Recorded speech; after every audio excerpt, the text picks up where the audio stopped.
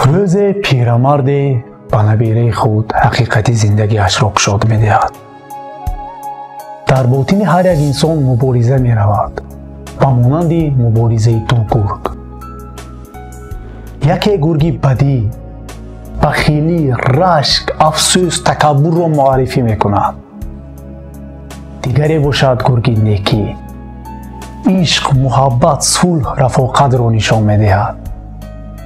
پسرک که با حیرت سخنهای بابایش را گوش میکرد، ناگهان از بابایش پرسان میشود: بابا جان، در آخر کدام گرگ غلبه میکرده باشد؟ پیرمرد ناعیان لبخند میزند و میگوید: در آخر همان گرگ غلبه میکند که تو پرورش میکنی. بنابراین دوستان عزیز، بیایید در باطن خود مهر، محبت، رفاقت و مهربانی را پرورش کنیم. همه وقت مهربان، نیکبین باشیم. همه شما را دوست می‌دارم.